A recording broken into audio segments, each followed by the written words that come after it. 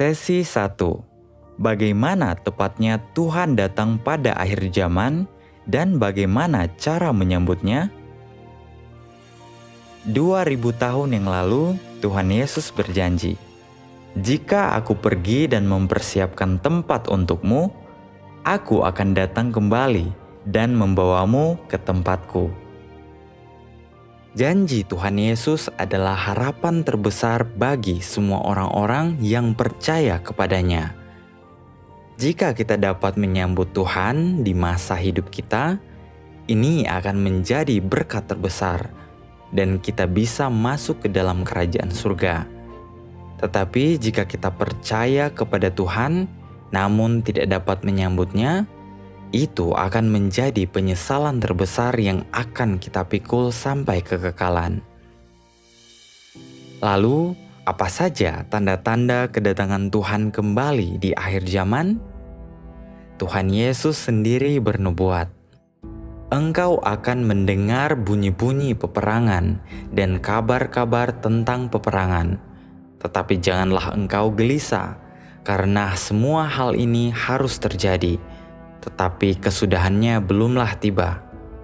Karena bangsa akan bangkit melawan bangsa, dan kerajaan melawan kerajaan, dan akan ada kelaparan, wabah, dan gempa bumi di berbagai tempat." Apakah semua nubuat ini sudah digenapi? Apakah sekarang adalah akhir zaman? Apakah ini saat kedatangan Tuhan? Sekarang, bencana terjadi satu demi satu di seluruh dunia, semakin parah dan semakin sering. Kelaparan, banjir, kekeringan, gempa bumi, wabah penyakit, bahkan perang sudah terjadi. Ini membuktikan bahwa bencana besar telah dimulai, yang berarti inilah saat yang tepat bagi kedatangan Tuhan kembali. Tapi, apakah engkau tahu bagaimana tepatnya Tuhan akan datang di akhir zaman? Dan bagaimana kita harus menyambut kedatangan Tuhan? Ada orang berkata, itu bukan hal yang perlu kita khawatirkan. Tuhan akan datang kapanpun Dia mau dan dengan cara apapun yang Dia inginkan. Tetapi saudara-saudari, tahukah engkau? Dalam Alkitab ada perumpamaan tentang gadis-gadis bijaksana dan gadis-gadis bodoh yang menunjukkan dua sikap dalam menyambut Tuhan. Sikap gadis-gadis bijaksana terhadap kedatangan Tuhan bukanlah menunggu secara pasif, melainkan mencari secara aktif dan mempersiapkan kebenaran untuk menyambut kedatangan Tuhan. Itulah sebabnya Alkitab mengatakan mereka sudah mempersiapkan minyak. Seperti yang dikatakan oleh Tuhan Yesus, "Yang mencari menemukan, dan bagi orang yang mengetuk, pintu akan dibukakan." Lalu bagaimana dengan gadis-gadis yang bodoh? Mereka bersikap suam-suam kuku terhadap kedatangan Tuhan. Tetap keras kepala berpegang pada pemikiran dan imajinasi mereka sendiri, serta tidak mencari atau menyelidiki kehendak Tuhan. Meskipun mereka juga sedang menantikan kedatangan Tuhan, mereka justru akan kehilangan kesempatan untuk menyambutnya. Ini bukanlah pelajaran Alkitab biasa, melainkan pembahasan penting dan mendalam tentang kedatangan Tuhan. Ini berkaitan dengan apakah kita bisa menyambut Tuhan dan memperoleh tujuan akhir yang baik. Jika ingin bertahan dalam bencana besar, menjadi gadis yang bijaksana, mempersiapkan minyak, menyambut kedatangan Tuhan Yesus yang kedua kali, dan memperoleh tempat tujuan yang indah, maka topik hari ini sangat penting bagi setiap dari kita semua. Pertama, Tuhan Yesus menubuatkan kedatangan Anak Manusia. Saudara-saudari, pertama-tama mari kita bahas sebuah pertanyaan penting. Bagaimana sebenarnya Tuhan akan datang kembali pada akhir zaman? Beberapa saudara-saudari berkata, seluruh dunia agama tahu bahwa Tuhan akan datang kembali dengan turun dari atas awan. Karena Wahyu pasal 1 ayat 7 telah menubuatkan, lihatlah, dia datang dengan awan-awan, dan setiap mata akan melihatnya, juga mereka yang menikamnya, dan semua orang di bumi akan meratap karena dia. Berdasarkan ini, ketika Tuhan datang kembali, pasti akan disertai dengan sangkakala malaikat, dan dia akan datang di atas awan dengan kemuliaan yang besar. Kedatangan Tuhan di atas awan pasti akan digenapi. Hal ini tidak diragukan lagi. Tetapi, sudahkah kita semua benar-benar memikirkan dengan seksama seperti apa adegan saat Tuhan Yesus datang di atas awan? Dalam ayat Alkitab dikatakan, semua orang di bumi akan meratap karena dia.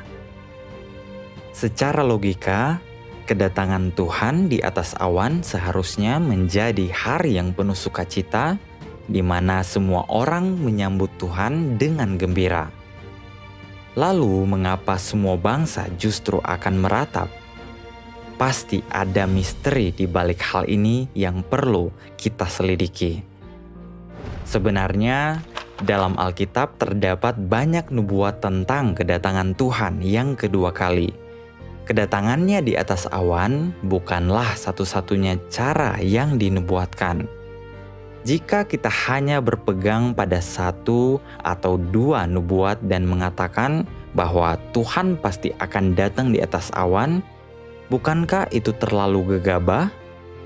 Dengan cara seperti ini, kita sangat mungkin melewatkan kesempatan untuk menyambut kedatangan Tuhan dan akhirnya ditolak olehnya. Untuk memahami apakah kedatangan Tuhan hanya terjadi dengan cara datang di atas awan atau ada cara lain, pertama-tama kita harus tenang dan dengan hati-hati merenungkan berbagai nubuat tentang kedatangan Tuhan pada akhir zaman. Dengan begitu, kita akan menemukan banyak terang yang baru. Alkitab berisi banyak nubuat tentang kedatangan Tuhan yang kedua kali, termasuk nubuat dari Tuhan Yesus sendiri, nubuat dari manusia, dan nubuat dari malaikat. Jika kita ingin tahu bagaimana Tuhan akan datang kembali, nubuat siapakah yang paling akurat? Tentu saja, nubuat dari Tuhan Yesus sendirilah yang paling dapat dipercaya. Namun, kebanyakan orang dalam dunia keagamaan justru mengutip nubuat dari manusia dan berharap Tuhan akan datang secara terbuka di atas awan, sementara mereka mengabaikan nubuat Tuhan Yesus sendiri. Padahal, kedatangan Tuhan kembali bukanlah hal yang sederhana, melainkan merupakan suatu perkara yang sangat tersembunyi. Tuhan Yesus berfirman, "Tetapi mengenai hari dan saat itu, tidak seorang pun yang tahu, tidak juga malaikat di surga maupun anak, hanya Bapa-Ku yang di surga yang tahu." Artinya, tidak ada seorang pun yang tahu akan hari dan saat itu. Bahkan malaikat di surga pun tidak tahu, hanya Tuhan yang tahu. Oleh karena itu, jika kita ingin menyambut Tuhan yang datang kembali, kita harus berpegang pada nubuat yang diucapkan langsung oleh Tuhan Yesus sendiri. Hanya dengan begitu, kita memiliki harapan untuk menyambut kedatangannya. Mari kita lihat bersama nubuat yang diucapkan langsung oleh Tuhan Yesus. Sama seperti kilat datang dari arah timur dan bersinar ke arah barat, demikianlah kedatangan Anak Manusia kelak. Karena sama seperti kilat yang memancar dari satu bagian di bawah langit, bersinar sampai ke bagian lain di bawah langit, demikian juga Anak Manusia saat hari kedatangannya tiba. Namun, Pertama-tama, dia harus mengalami berbagai penderitaan dan ditolak oleh generasi ini. Karena itu, hendaklah engkau juga bersedia, sebab Anak Manusia akan datang pada waktu yang tidak engkau duga. Sama seperti pada zaman Nuh, begitu juga saat kedatangan Anak Manusia. Dan pada tengah malam terdengar teriakan, "Lihat, mempelai laki-laki datang, keluarlah menyambutnya." Jika engkau tidak berjaga-jaga, Aku akan datang kepadamu bagaikan pencuri, dan engkau tidak akan tahu kapan waktunya Aku akan datang kepadamu. Lihatlah, Aku datang bagaikan pencuri. Lihatlah, Aku berdiri di pintu dan mengetuk. Kalau ada orang yang mendengar suaraku dan membuka pintu itu, Aku akan masuk kepadanya dan bersantap dengannya, dia bersamaku. Dalam nubuat-nubuat Tuhan Yesus ini, tidak disebutkan bahwa dia akan datang di atas awan dan semua mata akan melihatnya. Jadi, cara Tuhan datang kembali bukan hanya satu, seperti yang dibayangkan manusia. Terutama dalam beberapa ayat ini, ada beberapa poin penting yang disebutkan berulang kali. Kedatangan Anak Manusia, kedatangannya seperti pencuri, keharusan untuk mendengar suara Tuhan, dan bahwa dia akan ditolak oleh angkatan ini, dan sebagainya. Lalu, apa sebenarnya arti dari kedatangan Anak Manusia dan datang seperti pencuri? Mengapa hanya dengan mendengar suara Tuhan kita bisa menyambut kedatangan Tuhan? Dan mengapa saat Tuhan datang kembali, dia akan ditolak oleh generasi ini? Di sini ada rahasia yang sangat besar dan kebenaran yang butuh kita selidiki lebih lanjut. Saudara-saudari, mari kita renungkan satu pertanyaan. Semua nubuat ini menyebutkan tentang kedatangan Anak Manusia. Apa yang dimaksud dengan istilah Anak Manusia? A. Tubuh rohani Tuhan yang tidak kelihatan dan supranatural. B. Seseorang yang lahir dari manusia dengan penampilan dan proses pertumbuhan manusia yang normal. C. Saya tidak yakin.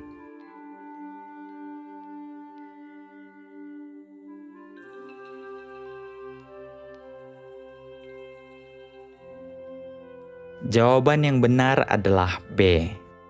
Anak Manusia mengacu pada Dia yang lahir dari manusia, memiliki rupa sebagai manusia, mengalami proses pertumbuhan yang normal, sangat biasa, dan wajar. Apakah Anda menjawab dengan benar? Anak Manusia mengacu pada Dia yang lahir dari manusia, memiliki kemanusiaan yang normal, dan mengalami proses pertumbuhan yang normal. Jika itu adalah roh, maka tidak bisa disebut anak manusia. Seperti Tuhan Yahweh adalah roh, tidak berbentuk dan tidak kelihatan, maka tidak bisa disebut anak manusia. Ada orang yang pernah melihat malaikat, tetapi malaikat adalah makhluk roh, jadi juga tidak bisa disebut anak manusia. Anak Manusia merujuk pada Tuhan yang menjadi daging, inkarnasi Tuhan. Anak Manusia dan tubuh roh adalah dua hal yang sangat berbeda. Anak Manusia adalah seseorang yang lahir secara normal. Penampilannya adalah manusia biasa dan berasal dari manusia. Itulah yang disebut anak manusia. Seperti Tuhan Yesus, Dia adalah manusia yang biasa dan normal. Tidak ada yang istimewa dari penampilan luarnya. Dia hidup di tengah umat manusia, menjalani kehidupan yang sangat normal, memiliki kebutuhan sehari-hari seperti makan, berpakaian, dan tidur, sama seperti manusia pada umumnya. Tuhan Yesus menubuatkan bahwa pada akhir zaman Dia akan kembali sebagai Anak Manusia untuk kedua kalinya. Artinya, Tuhan Yesus akan sekali lagi menjadi daging untuk menyelamatkan kita. Karena ini adalah Tuhan yang menjadi daging, maka ini berarti Tuhan di surga mengenakan tubuh manusia dan menjadi manusia. Dia memiliki tubuh fisik yang nyata, kemanusiaan yang normal, tidak supranatural, bisa dilihat, bisa disentuh, dan benar-benar hidup di tengah manusia serta bersama manusia. Dengan kata lain, esensi Tuhan telah menjadi daging. Tuhan telah menjadi manusia. Maka dari itu, yang dimaksud Tuhan Yesus dengan kedatangan Anak Manusia atau Anak Manusia datang adalah bahwa pada akhir zaman Tuhan akan kembali ke bumi dengan menjadi daging untuk kedua kalinya. Terutama lagi, Tuhan Yesus juga menubuatkan, karena sama seperti kilat yang memancar dari satu bagian di bawah langit, bersinar sampai ke bagian lain di bawah langit. Demikian juga Anak Manusia saat hari kedatangannya tiba. Namun, pertama-tama Dia harus mengalami berbagai penderitaan dan ditolak oleh generasi ini. Di sini disebutkan bahwa pertama-tama Dia harus mengalami berbagai penderitaan dan ditolak oleh generasi ini, yang semakin membuktikan bahwa Tuhan datang kembali dalam wujud inkarnasi. Karena hanya jika Tuhan sekali lagi menjadi manusia dan datang ke tengah umat manusia, pekerjaannya tidak akan sesuai dengan pemikiran manusia, sehingga beberapa orang tidak bisa menerima inkarnasi Tuhan yang kedua dan malah menentang serta mengutuk Tuhan. Itulah sebabnya Tuhan harus menderita dan sekali lagi ditolak oleh seluruh angkatan ini.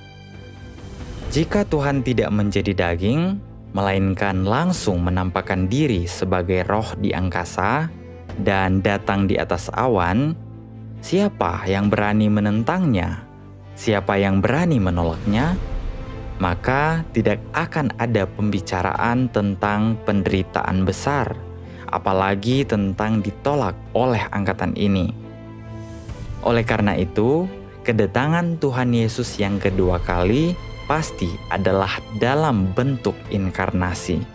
Hal ini sudah pasti dan tidak diragukan lagi.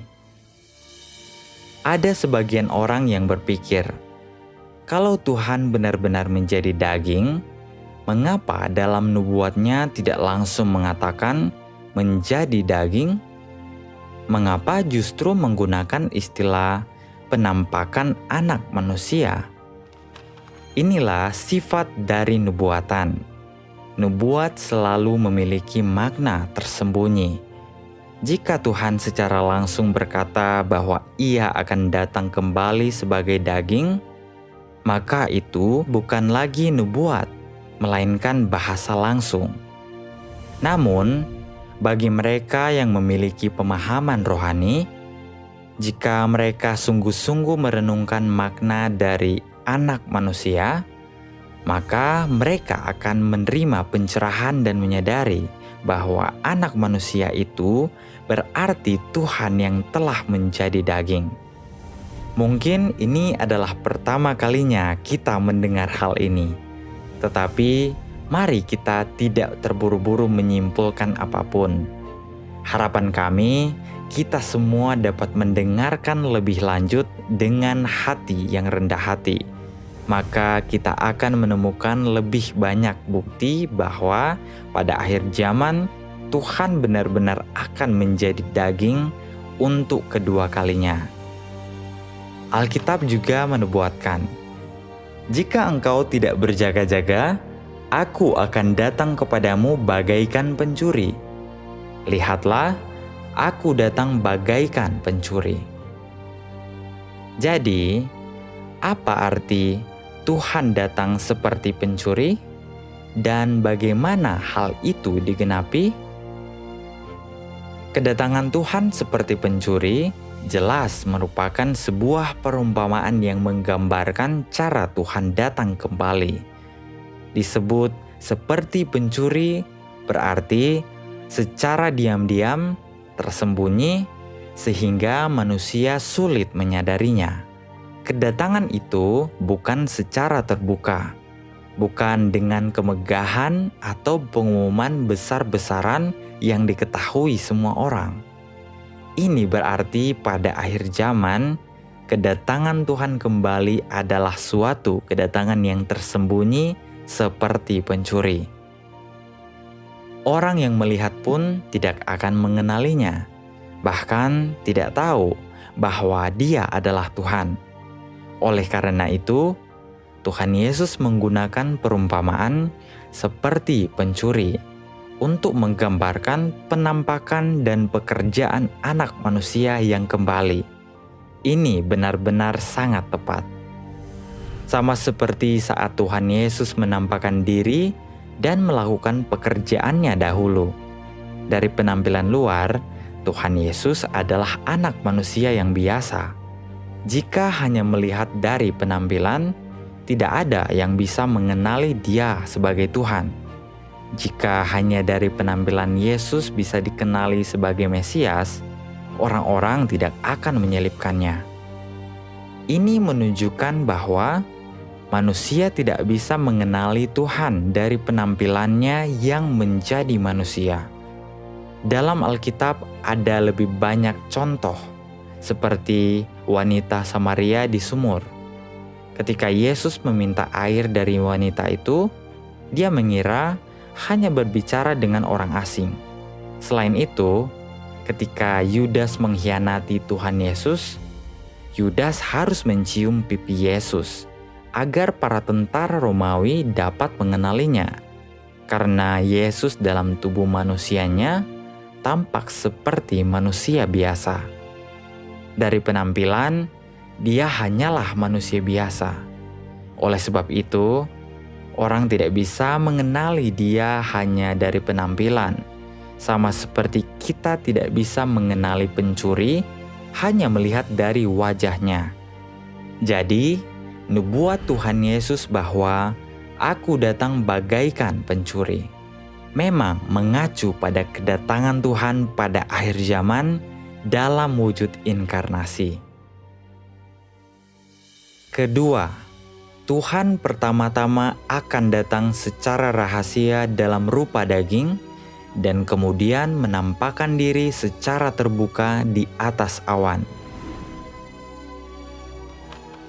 Dari nubuat yang diucapkan langsung oleh Tuhan Yesus, kita semua memahami bahwa kedatangannya kembali adalah dalam wujud inkarnasi menjadi anak manusia untuk menampakkan diri dan melakukan pekerjaan. Ini adalah fakta yang tidak dapat disangkal oleh siapapun. Lalu, mengapa dalam Wahyu pasal 1 ayat 7 dikatakan, "Lihatlah, Dia datang dengan awan-awan, dan setiap mata akan melihatnya, juga mereka yang menikamnya, dan semua orang di bumi akan meratap karena Dia." Kalimat ini bukankah merujuk pada kedatangan Tuhan yang turun dari atas awan? Namun, ayat yang baru saja kita baca menyebut kedatangan Anak Manusia. Bukankah ini bertentangan? Sebenarnya, nubuat-nubuat ini sama sekali tidak bertentangan. Semua nubuat dalam Alkitab pasti akan digenapi, tetapi ada proses dan tahapan penggenapannya. Penampakan Anak Manusia dan kedatangan di atas awan, keduanya akan digenapi, namun secara berurutan. Kedatangan Tuhan yang kedua kali adalah terlebih dahulu menjadi manusia secara inkarnasi, datang secara tersembunyi untuk menampakkan diri dan melakukan pekerjaan, kemudian barulah datang secara terbuka turun dari atas awan. Saudara-saudari yang terkasih, dari nubuat Alkitab, kita dapat melihat bahwa kedatangan Tuhan yang kedua kali terbagi menjadi dua tahap, yaitu kedatangan secara tersembunyi dan kedatangan secara terbuka. Pertama, kedatangan Tuhan yang seperti pencuri berarti Tuhan menjadi manusia secara inkarnasi dan datang secara tersembunyi untuk menyatakan kebenaran dan melakukan pekerjaan penghakiman akhir zaman. Tujuan utama kedatangan ini adalah untuk menyempurnakan sekelompok pemenang yang sesuai dengan nubuat. Penghakiman dimulai dari rumah Tuhan. Pekerjaan penghakiman Tuhan di akhir zaman dimulai sejak Tuhan menjadi manusia dan datang secara tersembunyi untuk menyatakan kebenaran serta menghakimi seluruh umat manusia. Pertama-tama, pekerjaan penghakiman ini dimulai dari rumah Tuhan, di mana Tuhan membersihkan dan menyelamatkan orang-orang yang mendengar suara Tuhan dan diangkat ke hadapannya untuk menjadi orang-orang yang menang. Setelah itu, Tuhan kembali ke Sion dan mulai menurunkan malapetaka besar, di mana Tuhan menggunakan malapetaka itu untuk menghukum dan memusnahkan dunia lama. Puncak pekerjaan penghakiman Tuhan di akhir zaman adalah malapetaka besar ini. Setelah malapetaka berlalu, Tuhan akan datang menaiki awan secara terbuka, yang menandakan pekerjaan penghakiman Tuhan pun selesai sepenuhnya. Kerajaan Tuhan kemudian akan muncul di bumi. Jadi, kedatangan Tuhan yang kedua kali terbagi menjadi dua tahap. Sebelum malapetaka, Dia datang sebagai anak manusia, menjadi manusia untuk menyatakan kebenaran dan melakukan pekerjaan penghakiman. Setelah malapetaka, Dia datang sebagai roh turun dari atas awan untuk memberi upah kepada yang baik dan hukuman kepada yang jahat. Kedua peristiwa ini telah dinubuatkan dalam firman Tuhan. Langit dan bumi akan lenyap, tetapi firman Tuhan pasti akan digenapi satu persatu. Maka dari itu, adakah perbedaan antara menyambut Tuhan yang datang ke bumi sebagai anak manusia dan hanya menunggu Tuhan datang di atas awan? Jika kita hanya menunggu Tuhan datang secara terbuka di atas awan, baru mau menerimanya, dan tidak menerima Tuhan ketika Ia datang kembali dalam daging, maka apa akibatnya? Untuk memahami hal ini, kita harus tahu pekerjaan apa yang dilakukan Tuhan saat Ia datang seperti pencuri sebagai anak manusia. Sebelum masa bencana besar, Tuhan datang secara tersembunyi dan menjadi daging. Tujuannya adalah untuk membentuk dan menyempurnakan sekelompok pemenang.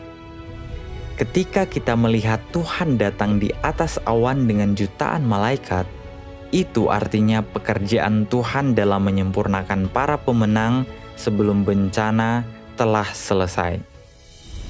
Tuhan datang di atas awan saat masa bencana hampir berakhir. Jika pada saat itu kita baru menerimanya, maka kita telah tersingkir dan telah kehilangan kesempatan untuk disempurnakan oleh Tuhan sebagai para pemenang dan buah sulung. Kerugian kita akan sangat besar. Inilah yang digenapi dalam nubuat kitab Wahyu. Lihatlah, Dia datang dengan awan-awan, dan setiap mata akan melihatnya, juga mereka yang menikamnya, dan semua orang di bumi akan meratap karena Dia.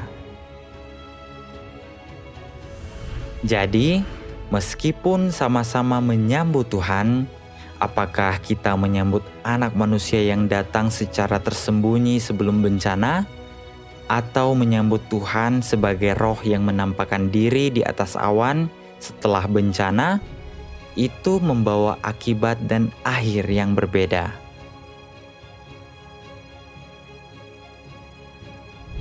Saudara-saudari, Sekarang, mari kita renungkan pertanyaan ini.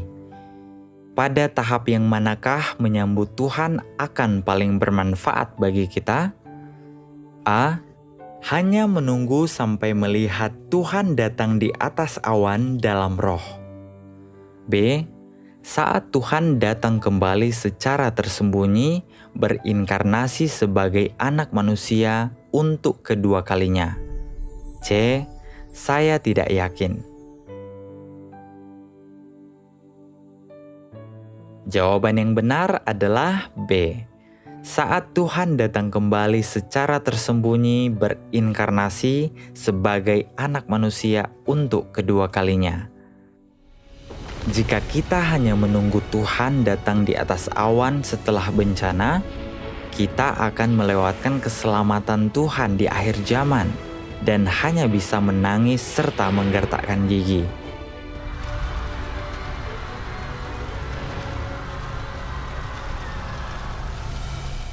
Ketiga, mengapa Tuhan harus berinkarnasi dalam daging lagi di akhir zaman?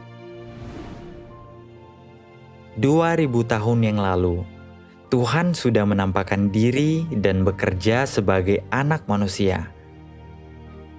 Lalu, mengapa di akhir zaman Tuhan masih harus menampakkan diri dan bekerja dengan cara berinkarnasi sebagai anak manusia?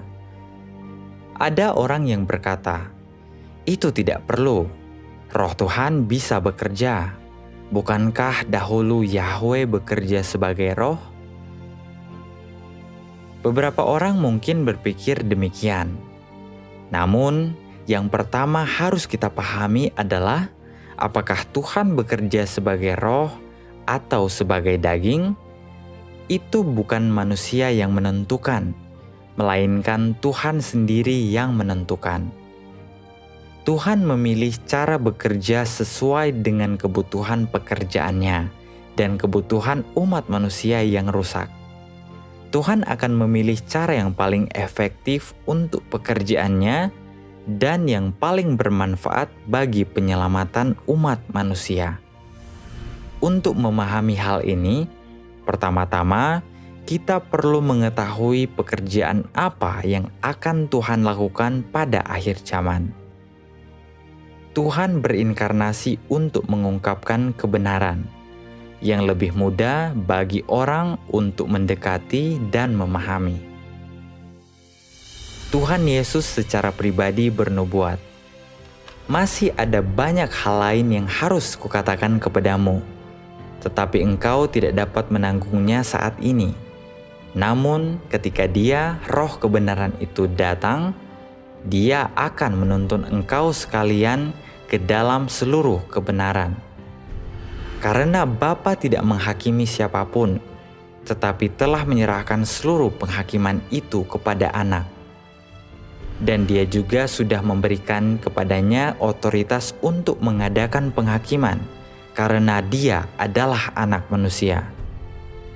Dan kalau ada orang yang mendengar perkataanku dan tidak percaya, aku tidak menghakiminya, karena aku datang bukan untuk menghakimi dunia, melainkan untuk menyelamatkan dunia.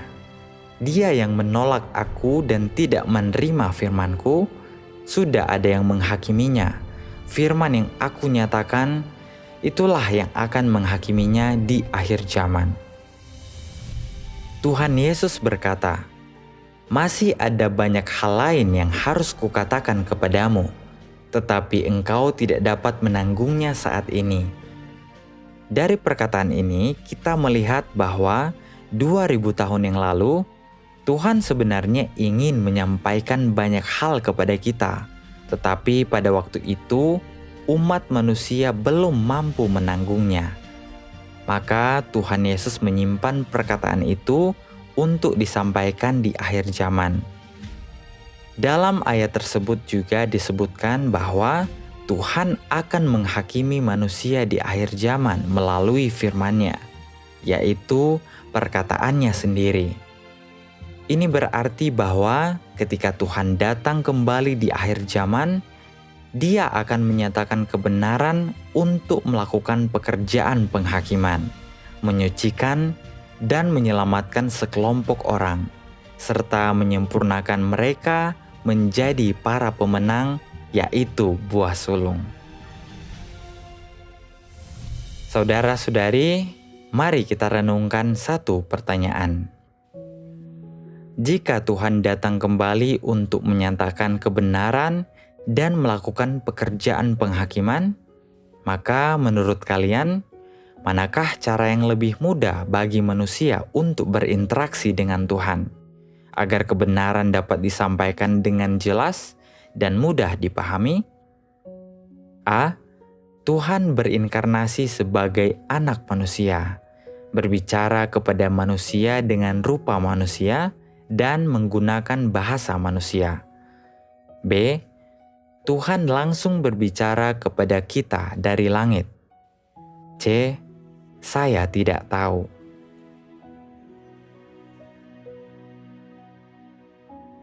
Jawaban yang benar adalah A. Tuhan berinkarnasi sebagai anak manusia, berbicara kepada manusia dengan rupa manusia, dan menggunakan bahasa manusia. Lalu, mengapa roh tidak cocok untuk menyatakan kebenaran dan berinteraksi dengan manusia? Mengapa Tuhan pada akhir zaman harus berinkarnasi? Sekarang, coba kita pikirkan. Jika roh Tuhan langsung bersuara dan berbicara kepada manusia, apakah manusia sungguh sanggup menanggungnya? Dalam Perjanjian Lama, ada contoh yang jelas. Dan semua orang menyaksikan petir dan kilat, suara sangkakala, dan gunung berasap. Lalu ketika orang-orang melihatnya, mereka pergi dan berdiri jauh-jauh. Mereka berkata kepada Musa, "Berbicaralah engkau dengan kami, dan kami akan mendengarkan. Tetapi janganlah Tuhan berbicara dengan kami, supaya kami tidak mati." Melalui bagian ini, kita dapat melihat bahwa pada zaman hukum Taurat, ketika Tuhan Yahweh menampakkan diri di Gunung Sinai, terdengar suara guntur yang dahsyat. Orang Israel saat itu ketakutan dan berkata kepada Musa, "Berbicaralah engkau dengan kami dan kami akan mendengarkan. Tetapi janganlah Tuhan berbicara dengan kami, supaya kami tidak mati." Jadi, jika Tuhan menampakkan diri sebagai roh dan bersuara, suaranya seperti guntur dari langit. Ketika manusia melihat pekerjaan roh dan mendengar suaranya yang seperti guntur, apakah mereka akan takut? Apakah mereka berani mendekat? Mereka tidak berani. Manusia takut, dan jika mereka takut, maka Tuhan tidak bisa berinteraksi dengan manusia. Bagaimana Tuhan bisa menyatakan kebenaran, memberi kehidupan, dan membimbing manusia? Hanya ketika Tuhan yang berinkarnasi, Dia dapat menggunakan bahasa manusia untuk menyampaikan kebenaran, sehingga manusia bisa lebih mudah memahami kehendak Tuhan. Seperti ketika Tuhan Yesus bekerja di dunia, Dia dapat secara nyata berinteraksi dengan manusia, berbicara langsung secara tatap muka, menyatakan kebenaran kapan saja dan di mana saja. Terkadang, Dia juga menggunakan perumpamaan dari kehidupan sehari-hari, seperti perumpamaan tentang menjala ikan atau tentang ragi. Orang-orang yang mencintai kebenaran bisa lebih mudah memahami dan masuk ke dalam kebenaran setelah mendengarnya. Ini menunjukkan bahwa Tuhan berinkarnasi sebagai anak manusia lebih mudah berinteraksi dengan manusia dan lebih bermanfaat untuk membimbing manusia masuk ke dalam kebenaran dan menerima keselamatan. Bukankah begitu? Mari kita lihat beberapa kutipan untuk memahaminya lebih jelas.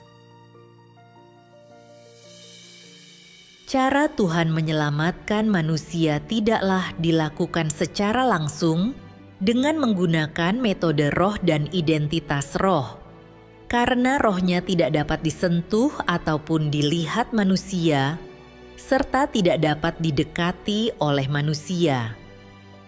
Jika dia mencoba menyelamatkan manusia secara langsung dengan menggunakan perspektif roh, manusia tidak akan mampu menerima keselamatannya.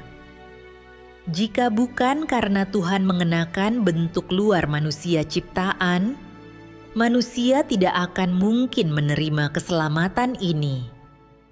Karena manusia sama sekali tidak dapat mendekatinya, sama seperti tak seorang pun mampu mendekati awan Yahweh.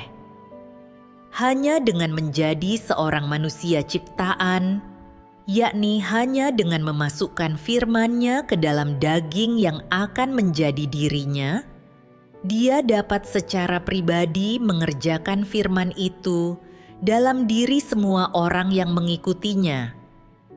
Hanya dengan demikian, manusia dapat mendengar dan melihat sendiri firman-Nya, dan terlebih lagi memperoleh firman-Nya, dan dengan cara ini sepenuhnya diselamatkan. Inilah manfaat Tuhan menjadi daging. Dia dapat memanfaatkan pengetahuan manusia dan menggunakan bahasa manusia untuk berbicara kepada orang-orang dan mengungkapkan keinginannya. Dia menjelaskan atau menerjemahkan bagi manusia bahasa ilahinya yang dalam dan sukar orang pahami ke dalam bahasa manusia melalui cara manusia. Ini membantu orang untuk memahami maksudnya dan mengetahui apa yang ingin dia lakukan. Dia juga bisa bercakap-cakap dengan orang-orang dari sudut pandang manusia dengan menggunakan bahasa manusia dan berkomunikasi dengan manusia dengan cara yang mereka pahami. Dia bahkan dapat berbicara dan bekerja dengan menggunakan bahasa dan pengetahuan manusia, sehingga orang dapat merasakan kebaikan dan kedekatan Tuhan, sehingga mereka dapat memahami isi hatinya.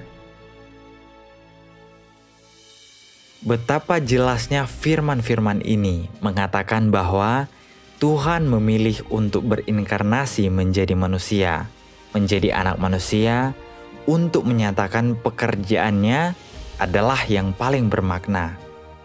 Tuhan melakukan hal ini sepenuhnya berdasarkan kebutuhan umat manusia yang telah jatuh dalam dosa, dan di balik semua itu, ada rahasia yang tidak dapat manusia mengerti sepenuhnya. Pada zaman hukum Taurat, Roh Tuhan memang bisa menampakkan diri dan berbicara kepada manusia, tetapi itu hanya sesekali dan sangat terbatas. Tuhan Yesus telah menubuatkan, "Masih ada banyak hal lain yang harus kukatakan kepadamu, tetapi engkau tidak dapat menanggungnya saat ini. Namun, ketika Dia, Roh kebenaran itu, datang, Dia akan menuntun engkau sekalian ke dalam seluruh kebenaran." Dalam ayat ini disebutkan bahwa Tuhan Yesus pada akhir zaman akan memberitahukan banyak hal kepada kita dan membimbing kita memasuki semua kebenaran.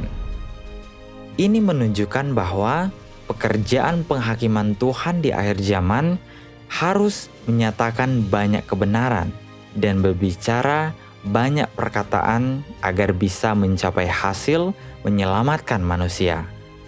Oleh karena itu, penampakan Roh yang langsung berbicara tidak cocok untuk pekerjaan zaman akhir.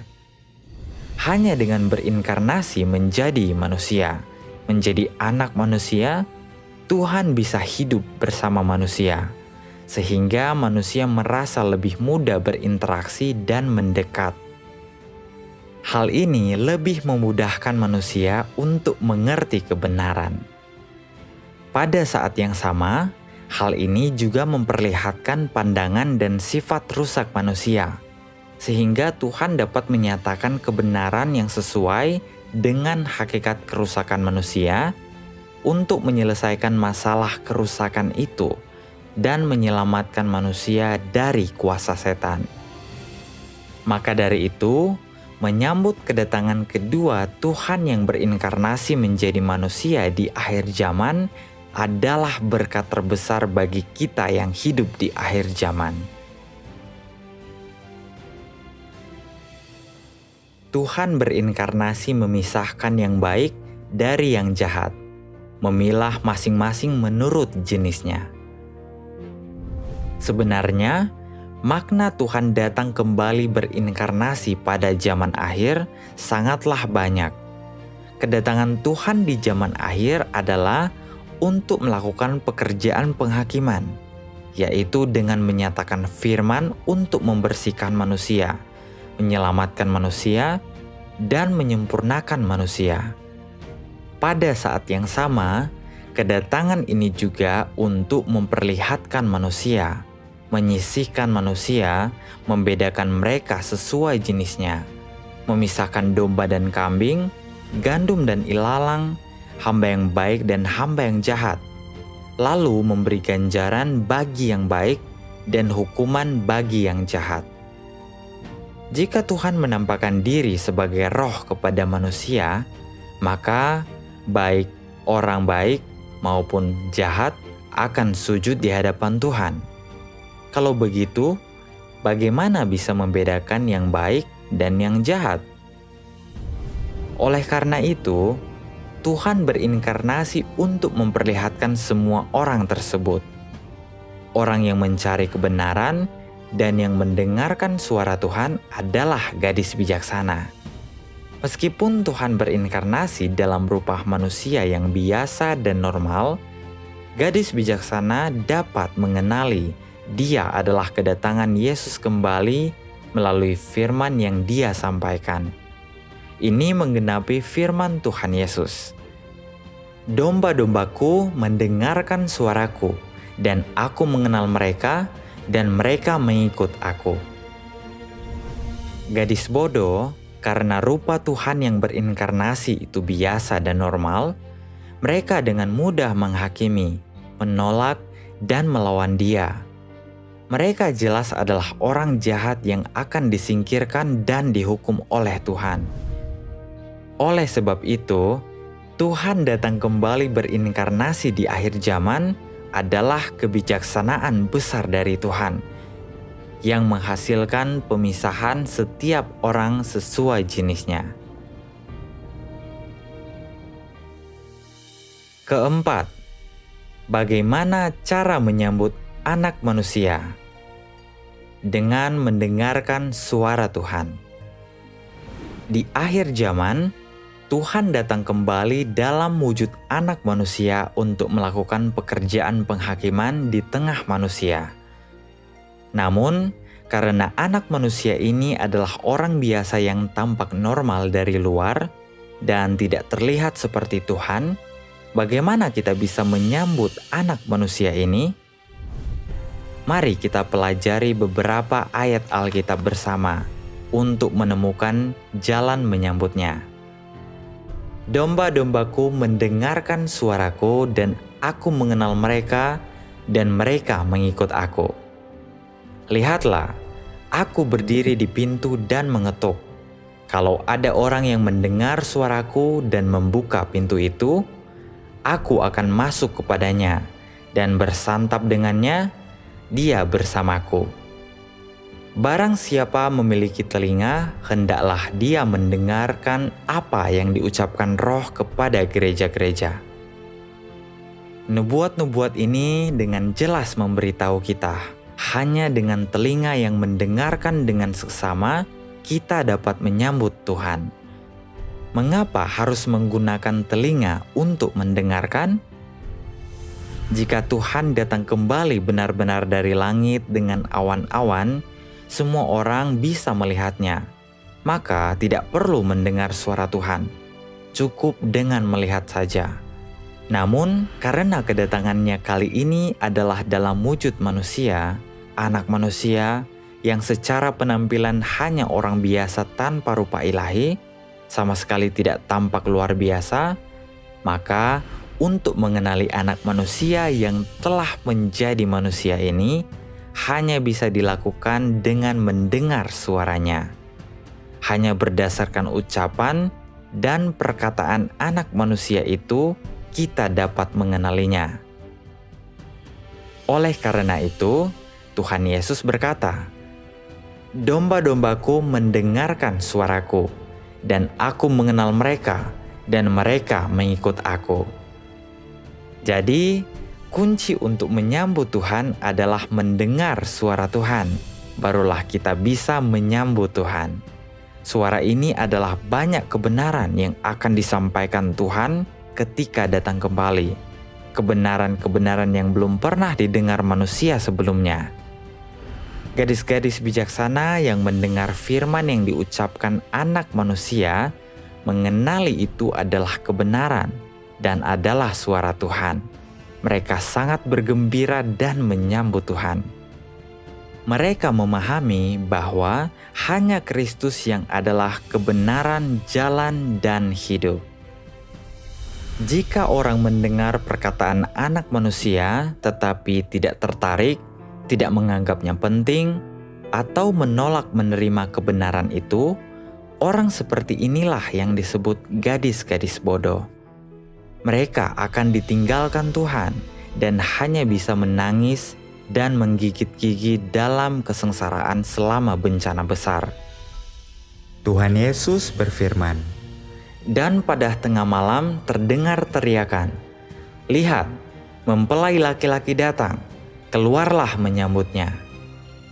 Ini mengingatkan kita bahwa begitu mendengar ada seseorang yang menyaksikan pekerjaan Tuhan yang nyata dan menyampaikan banyak kebenaran, kita harus segera mencari tahu apakah perkataan itu benar-benar firman Tuhan. Apakah itu kebenaran? Jika memang kebenaran, maka harus diterima dan taat. Karena domba-domba Tuhan pasti mendengar suara Tuhan. Dan begitu mendengar firman Tuhan, mereka merasakan itu adalah kebenaran yang penuh kuasa dan otoritas, serta terasa dalam dan penuh rahasia, bukan perkataan manusia biasa. Mereka dari hati percaya bahwa itu adalah perkataan Roh Kudus, yaitu suara Tuhan. Inilah yang disebut gadis-gadis bijaksana, yang mendengar suara Tuhan dan berhasil menyambut Tuhan. Saudara-saudari, mari kita renungkan sebuah pertanyaan dan lihat apa yang telah kita pelajari dari studi Alkitab kali ini. Bagaimanakah Tuhan datang kembali pada akhir zaman? A. Datang secara terbuka dengan menaiki awan, karena Dia sudah menjadi manusia 2000 tahun yang lalu. B. Datang secara tersembunyi dalam wujud roh. C. Pertama-tama, Dia kembali secara tersembunyi sebagai manusia. Lalu Dia akan datang secara terbuka menaiki awan. D. Saya tidak yakin.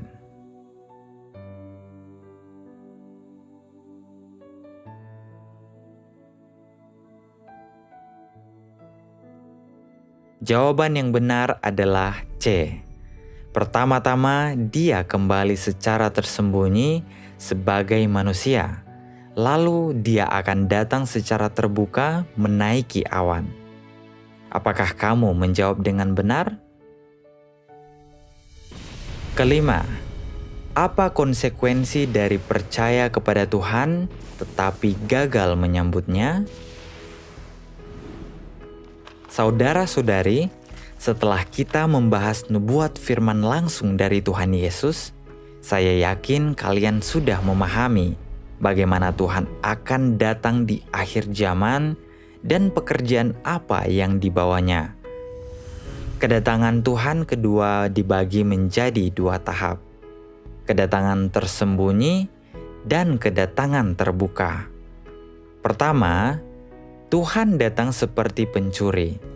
yaitu Tuhan menjadi manusia secara tersembunyi, memberitakan kebenaran, dan melakukan pekerjaan penghakiman akhir zaman. Tujuan utama pekerjaan ini adalah menyempurnakan sekelompok pemenang yang menggenapi nubuat. Penghakiman harus dimulai dari rumah Tuhan. Pekerjaan penghakiman Tuhan di akhir zaman dimulai sejak Tuhan menjadi manusia secara tersembunyi dan mulai memberitakan kebenaran untuk menghakimi seluruh umat manusia. Pekerjaan penghakiman ini pertama-tama dimulai dari rumah Tuhan, di mana mereka yang mendengar suara Tuhan dan diangkat ke hadapannya, dibersihkan, dan diselamatkan untuk menjadi orang-orang yang menang. Setelah itu, Tuhan kembali ke Sion. Bencana besar mulai turun, dan Tuhan mulai membalas yang baik dan yang jahat, menggunakan bencana untuk menghukum dan menghancurkan dunia lama. Puncak pekerjaan penghakiman akhir zaman pun tercapai. Setelah malapetaka besar, ketika Tuhan datang dengan menaiki awan secara terbuka, pekerjaan penghakiman Tuhan selesai sepenuhnya, dan kerajaan Tuhan pun sepenuhnya terwujud di bumi. Oleh karena itu, jika kita ingin menjadi gadis bijaksana, kita harus menyambut Sang Anak Manusia yang datang secara tersembunyi sebelum bencana besar. Inilah sebabnya mengapa Tuhan berulang kali mengatakan, "Domba-dombaku mendengarkan suaraku, dan aku mengenal mereka, dan mereka mengikut aku." Mengapa Tuhan berkata demikian? Dia ingin kita belajar mendengarkan dan mengenali kebenaran yang diungkapkan Anak Manusia selama masa kedatangannya secara tersembunyi. Karena ketika Anak Manusia datang, Dia akan memimpin kita masuk ke dalam seluruh kebenaran, yang akhirnya menyelamatkan kita dan memberikan janji kepada kita adalah Tuhan yang datang secara tersembunyi. Sedangkan Tuhan yang datang secara terbuka adalah untuk melakukan pekerjaan hukuman, yaitu membinasakan kuasa setan dan antikristus. Pada saat itu, pekerjaan Tuhan selesai dan zaman pun berakhir.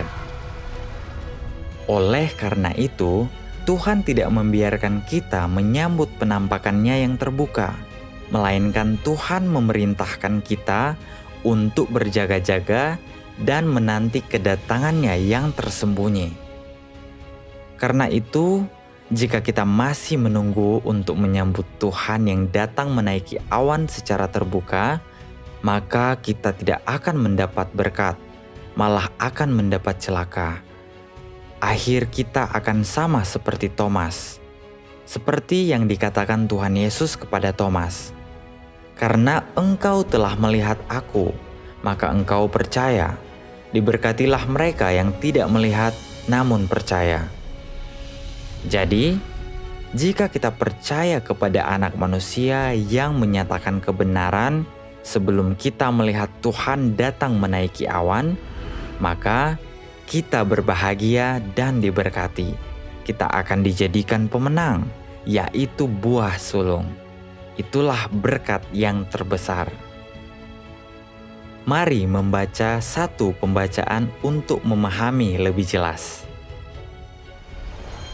Banyak orang mungkin tidak peduli dengan apa yang aku katakan, tetapi aku tetap ingin memberitahu setiap orang yang disebut orang kudus yang mengikuti Yesus bahwa ketika engkau melihat Yesus turun dari surga di atas awan putih dengan matamu sendiri, itu akan menjadi penampakan terbuka dari Sang Matahari kebenaran. Barangkali itu akan menjadi saat yang sangat menggembirakan bagimu, tetapi ketahuilah bahwa saat engkau menyaksikan Yesus turun dari surga, saat itu jugalah engkau turun ke neraka untuk dihukum. Itu akan menjadi saat berakhirnya rencana pengelolaan Tuhan, dan menjadi saat ketika Tuhan memberi upah kepada yang baik dan menghukum yang jahat. Karena penghakiman Tuhan sudah akan berakhir sebelum manusia melihat tanda-tanda, pada saat hanya ada pengungkapan kebenaran. Mereka yang menerima kebenaran dan tidak mencari tanda-tanda, sehingga mereka disucikan, akan dibawa ke hadirat takhta Tuhan dan masuk ke dalam pelukan Sang Pencipta. Hanya mereka yang bersikeras percaya bahwa Yesus yang tidak mengendarai awan putih adalah Kristus palsu akan menerima hukuman abadi. Karena mereka hanya percaya kepada Yesus yang menunjukkan tanda-tanda, tetapi tidak mengakui Yesus yang mengungkapkan penghakiman yang berat dan melepaskan kehidupan dan jalan yang benar. Jadi, hanya dengan cara itulah Yesus membereskan mereka pada saat Dia secara terbuka datang kembali di atas awan putih. Mereka terlalu keras kepala, terlalu percaya diri, terlalu congkak. Bagaimana mungkin orang-orang yang tidak berakhlak itu bisa diberi upah oleh Yesus? Kedatangan Yesus kembali adalah keselamatan besar bagi orang-orang yang mampu menerima kebenaran. Tetapi bagi mereka yang tidak dapat menerima kebenaran, itu adalah tanda penghukuman. Engkau sekalian harus memilih jalanmu sendiri dan jangan menghujat Roh Kudus dan menolak kebenaran. Jangan menjadi orang yang bebal dan congkak, tetapi jadilah orang yang tunduk pada bimbingan Roh Kudus, yang haus dan mencari kebenaran. Hanya dengan cara inilah engkau sekalian akan mendapatkan manfaat. Dari pernyataan ini, kita bisa melihat bahwa ketika Tuhan kembali menjadi manusia untuk kedua kalinya pada akhir zaman, jika manusia tidak menerima anak manusia yang menyatakan kebenaran ini, tidak menerima kebenaran yang diucapkannya, tetapi hanya menunggu Tuhan Yesus datang di atas awan, maka pasti mereka tidak akan pernah dapat menyambut Tuhan, dan pasti akan menjadi objek hukuman dan kehancuran dalam bencana. Karena hanya dengan menjadi manusia di akhir zaman, Tuhan dapat menyatakan kebenaran, melakukan pekerjaan menghakimi, membersihkan, dan menyelamatkan manusia. Jika seorang memiliki prasangka berat terhadap Tuhan yang menjadi manusia di akhir zaman, menolak dan menghakimi, maka itu berarti menjadi musuh Tuhan, telah melakukan dosa besar. Ini adalah mencari kematian dan kehancuran sendiri.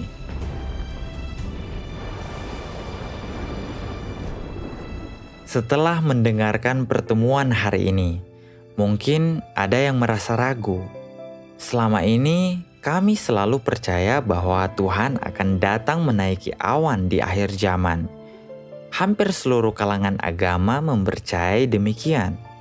Ini adalah pertama kalinya kami mendengar bahwa Tuhan harus datang menjadi manusia terlebih dahulu.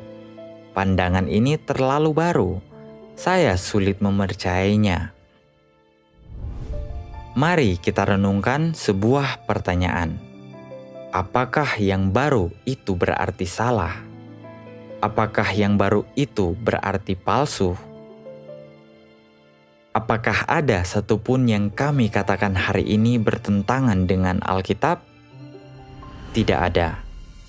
Karena sesungguhnya Alkitab menubuatkan dua cara kedatangan Tuhan. Ini sepenuhnya sesuai dengan nubuat Alkitab. Kita perlu melepaskan pandangan dan khayalan pribadi. Jangan hanya berdasarkan satu ayat Alkitab lalu menutup diri terhadap cara kedatangan Tuhan. Mengapa 2000 tahun yang lalu seluruh agama Yahudi sangat menantikan Mesias, tetapi ketika Tuhan Yesus datang, mereka tidak mengenali bahwa Yesus adalah Mesias, bahkan mereka menyelibkannya. Karena mereka mendefinisikan kedatangan Mesias dalam pandangan dan khayalan mereka sendiri. Mereka memegang teguh kata-kata tertentu dalam nubuat Alkitab, percaya bahwa Mesias akan datang seperti seorang raja, lahir di istana kerajaan, sedangkan cara kedatangan Tuhan Yesus sangat berbeda dari yang mereka bayangkan dan yakini. Mereka sulit melepaskan tradisi dan pemahaman mereka, sehingga mereka gagal mengenali Yesus sebagai Mesias, menyalibkannya, dan melakukan dosa besar, kehilangan keselamatan dari Tuhan. Kekerasan hati, kesombongan, percaya diri berlebihan, dan ketidaktahuan mereka membawa kehancuran bagi mereka. Hal yang sama juga berlaku pada akhir zaman. Jika kita keras kepala memegang khayalan sendiri, atau hanya percaya apa kata para pendeta tanpa teliti memeriksa, kita sangat mungkin melakukan kesalahan seperti orang Yahudi dulu. Percaya tetapi tidak dapat menyambut Tuhan, kehilangan keselamatan dari Tuhan pada akhir zaman. Hikmat Tuhan lebih tinggi dari langit. Pekerjaan Tuhan tidak terikat oleh siapapun. Dia bekerja sesuai rencana dan kebutuhan kita.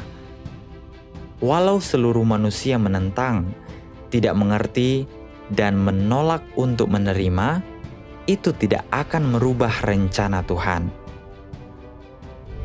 Kedatangan Tuhan menjadi manusia lagi di akhir zaman adalah berkat dan keselamatan yang besar bagi kita yang hidup di akhir zaman. Ini menunjukkan kasih dan perhatian Tuhan bagi manusia. Setiap kali Tuhan menjadi manusia, Dia pasti ditolak oleh manusia, tetapi yang diuntungkan adalah kita manusia. Jika kamu bersikeras menolak dan tidak mengerti, maka yang akan menderita kerugian adalah diri kita sendiri. Kedatangan Tuhan adalah hal besar dan sangat penting.